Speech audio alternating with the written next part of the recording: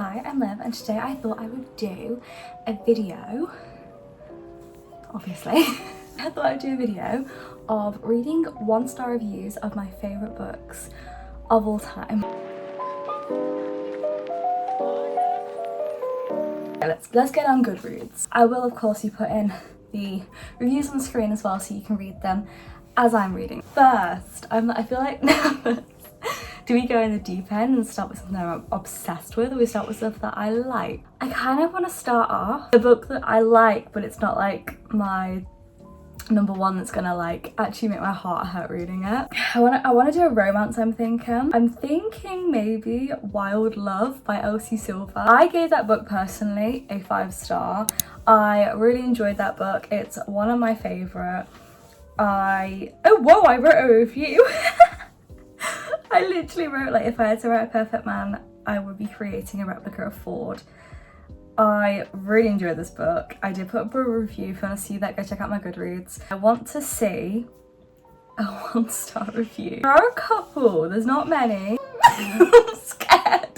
The first one is a long one. This is a review I'm obviously going to put on the screen now. One says, I'm not going to write a big rant review because I'm pissed as I bought this book and it's very rare for me to pre-order a book these days. Where did this book go, right? Honestly, nowhere. Maybe the first 10%, but after that it was boring. I kid you not, after skimming it took me 2 days to finish. Nothing about this book was enjoyable. Rosie was so insufferable and cringe, and Ford was just bland. I don't get the hype around him, and their chemistry was bleh. Brother's best friend is such a good trope. It was done so wrong here, and childhood friends to lovers. Whoever invented that trope would be smothering Elsie in her sleep, because how can you manage to ruin the trope this bad? Overall, wouldn't recommend at all. First 10% was good and then after it was boring. I disagree so much. So much happened with Wild Love. I mean, we had obviously the brother's best friend trope, and we found out a lot about how the whole time that Ford and Rosie were friends as kids, Ford was always looking out for her and the way that he would always be there for her. We also had the stuff with Cora, which was, I think she was called Cora, I might be wrong. It was Ford's little girl that we found out he had a daughter.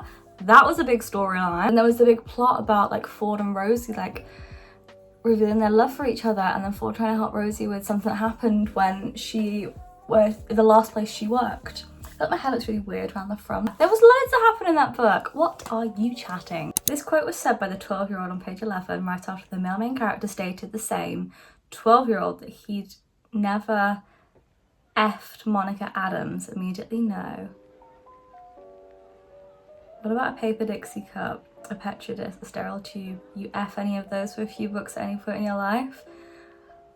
I don't remember that. I don't remember that quote. But at the same time, I think it was meant to be that the 12-year-old is like, she had to grow up to look after her mum. The point of writing the daughter as a bit older than she was that she had to grow up in life to look after her mum. This is killing me. What's the lengthy one? Okay, if you want to know how 30-year-olds behave that 10-year-old kids read this book, 1-word review: bland, boring, forced. Well, that's not 1 word, is it though, Affy? That's 3. What's with the popular BookTok authors and them trying to force elements in a book? Be it forcing tropes, forcing banter, forcing chemistry. Things I didn't like. Let's see. Lack of plot and driving factors behind the story. There was. It was all about Ford becoming a dad and like trying to start up his record agency. Him coming clean to Rosie about how much he likes her. Rosie dealing with the fact that she was essayed. That's bull.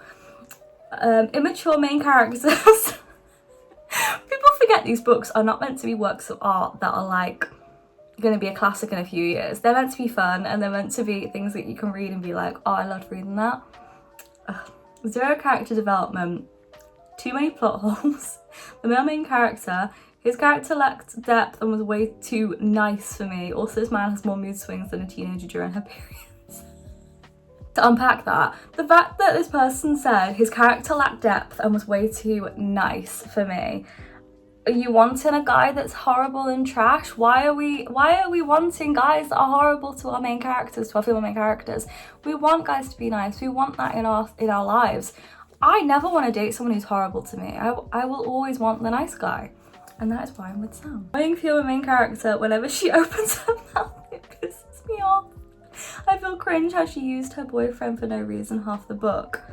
She didn't use her boyfriend. Oh, so many problems with that in itself.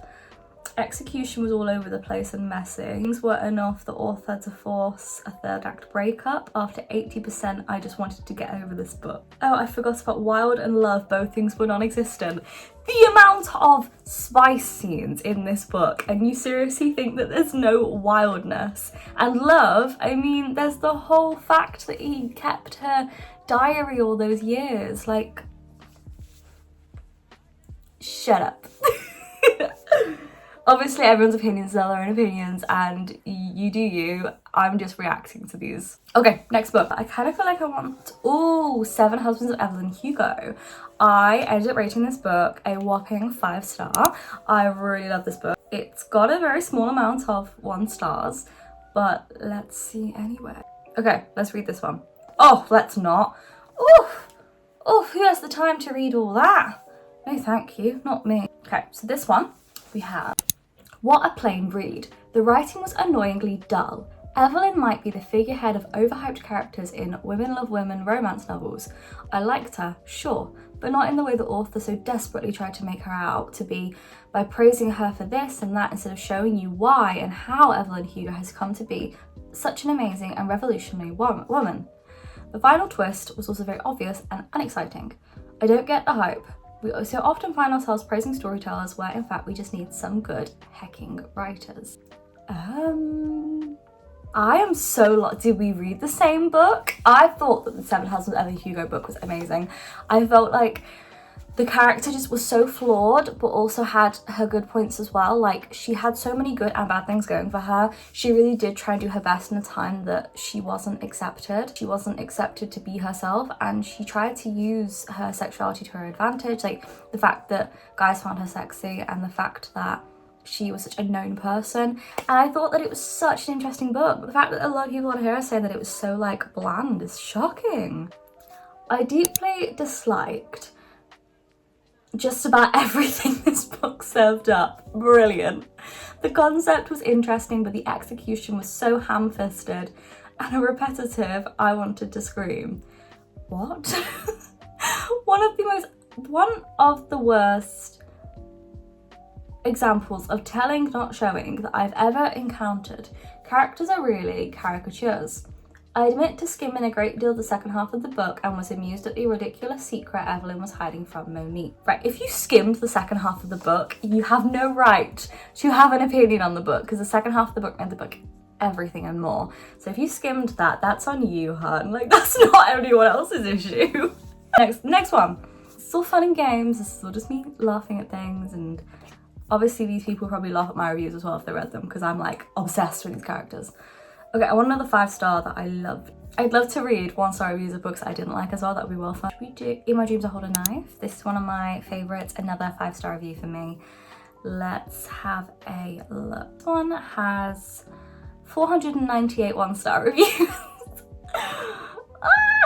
This person said, "No, I am stunned that there are so many people saying this is one of the best thrillers of the year. I'm definitely an outlier on this. The characters in the book were so immature for being 32 years old." They were 32? Damn, I didn't know that. I don't need to like the characters in order to like the book, but even the story itself wasn't good. There weren't the twists and turns I was expecting. They were just a bunch of messed up people. That's the whole point of a thriller, you're not meant to expect them. The killer was no surprise. Yes, it was. I don't know what I'm missing. The beauty of reading though, we all have different ideas and things we see differently. I'm glad other people enjoyed this, but I personally found it lacking. That's a nice review. Oh, I've never read a review as beautiful as that one. But she said her point, she said what she was unhappy with, but she said beauty of reading is that everyone has their own opinions. Well done. Thanks. God, people have written like bloody essays on this book. Okay. DNF'd at 11%. How can you review a book if you DNF'd it? Oh, anyway, I'll still read it. Ashley Winstead, you are officially a one-hit wonder. I'm convinced you were possessed by a better author for The Last Housewife. That's on my shelf, I'm ready to read that. How is this book so popular? Someone needs to explain to me why anyone would want to read a book about a single one of these painfully annoying, vapid, narcissistic characters. She even says it in the book. It's like an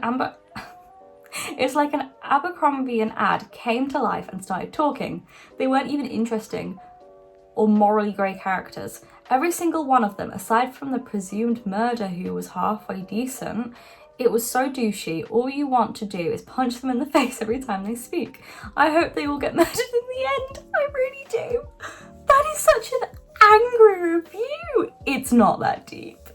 Should we do another? Should we do one more? Icebreaker, because the amount that I've seen already online of people bashing it is ridiculous, but I might end up doing it anyway. You know what, let's do Icebreaker. I gave this book a solid 4.75. I really enjoyed this book. It's not got a great overall rating anyway. Oh, it looks like there's a lot of 1 stars. How many 1 stars are there? 434 1-star reviews. Angry review with a lot of emojis. F this book and everybody in it. Stupid insta-love SHIT with a self-righteous, poorly executed girl boss MC whose whole personality is being sassy and shallow, but really she is fighting demons. I don't believe she was a girl boss MC. She was just trying to be an ice skater. And the love interest is somehow even worse at the beginning of the book. He's said to be in love with a girl and wants to marry her, but completely forgets she exists upon meeting Anastasia. I don't remember him wanting to marry anyone. I've not read this book in a while. By the way, Stassi is one of the ugliest nicknames I've ever heard in my life. Isn't the Loch Ness Monster? Second of all, the way he's immediately like, oh my god, I would do anything to hear Stassi's laugh again. Shut the F up. You just met her, like, please. It's actually painful and so effing forced too. They don't have 2 molecules of chemistry to rub together. You can tell the author was literally forcing infatuation on Nathan. I disagree. Okay, I'm gonna be honest here. When I first met Sam, and I heard him laugh for the first time, and I heard him speak for the first time, in my head all I thought was, please talk to me again.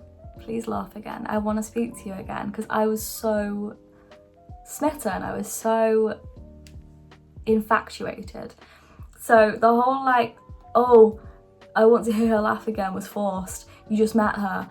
No, I disagree. If you have found love, you will know how much it sweeps you away. Third of all, the plot line is ass. The author is clearly going for an enemies to lovers, but Anastasia shouldn't have even been mad at Nathan in the first place, because it was over a minuscule predicament that isn't remotely his fault. I was planning on being mad at you forever, over effing what? I'd get it if she didn't like him because he's a useless pushover douchebag who's literally obsessed with her, but she doesn't even give an F about that. It's just because his teammate's ex-girlfriend, not reading that bit because that would ruin the book for you. I do get why she's upset, and she was upset because drama in Nate's ice hockey circle had led to their ice hockey rink being melted, and so the ice skaters and the hockey players had to share their time and only get half the amount of time to practice on the ice. I would be mad at somebody for that. I'd be like, really, your drama has led to me not being able to train? Normal thing to be angry about.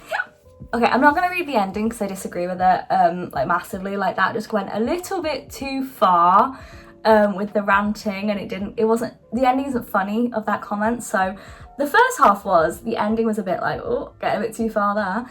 But yeah, overall that person is very angry on a book that isn't that serious. So sorry that these people didn't enjoy these books. Right, that is it. That is the end of this video. I hope you have enjoyed. It was just a bit of fun, and I just wanted to read some 1-star reviews and just like have a laugh. Thanks for watching. If any of those reviews were your reviews, I'm not making fun of you. I'm making fun of the fact that I adore this book so much and you hated it, and these reviews are just so funny. It makes me giggle, like seeing people hate books. And I mean, this comes from a video I saw on TikTok where somebody posted reviews of the Twisted Love book, and one of them was like, when he started singing, oh my god, no. And it's like, you do think these things when you read the book and you're like, I know where you're coming from, but at the same time, like, I adore that book. Yes, I hope you have enjoyed. It was just a bit of fun, and everyone's entitled to their own opinion, obviously. I am so sorry that people didn't enjoy these books. I personally loved them, but equally, as books that I didn't enjoy, that other people adored, and that is great. I want everyone to be able to enjoy books like that girl said, like Holly said. Books, the beauty of them is that we all have different opinions on them. Some people love them, some people hate them. That's what happens. Yes, subscribe, like, and do all that stuff, and I will see you on Sunday with another video. Thank you for watching.